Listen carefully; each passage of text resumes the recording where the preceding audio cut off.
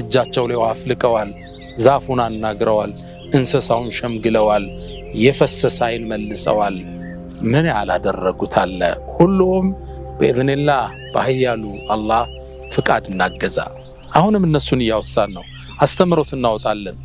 እስኪ ነቢዩ አለይሂ ሰላቱ ወሰላም ውሃን ማበርከት ውሃ ላይ በረካን በአላህ ፍቃድ የማድረግ ተአምራታቸውን ዘክራለን።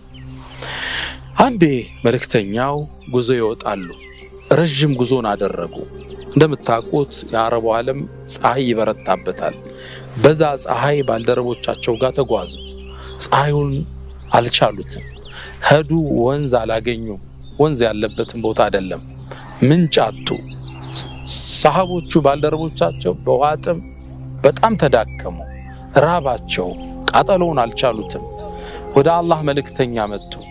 መልእክተኛውም ውሃ የታል ሲሉ የለም። ከዛም አንድ ሁለት ሰሃባዎችን ባልደረቦችን ትእዛዝ ሰጡ። ሄዱ፣ እዚህ ቦታ ላይ አንዲት ሴትን ታገኛላችሁ፣ ግመል ላይ ከሷ ጋር ከቆዳ በተሰራ የውሃ መያዣ እንስራላቸው፣ ከቆዳ የሚሰሩት በዛ ውሃ የጫነች ሴት አለች፣ ይዛችኋት ነው አሉ። ሄዱ። ሰይድና አሊ አናገሯት። ረጅም ቦታ ሄደው አገኙ። ውሃ ወንዙ የት ነው የሚገኝ? ምንጩ። ወንዙማ ምንጩ ሩቅ ነው። አንድ ሌሊት አንድ ቀን ይፈጃል። ረጅም ጉዞ ነው የሚያሰደው፣ 24 ሰዓት ያሰዳል። ከዛ እየተመለሽ ነው? አዎ። ኦኬ፣ መልእክተኛው ይፈልጉሻል። ያለሽበትን ቦታ የነገሩን እሳቸው ናቸው። ወደ ማን ነው መልእክተኛው? ወደ አላህ መልእክተኛ መጣች። ስትመጣ አዩአት።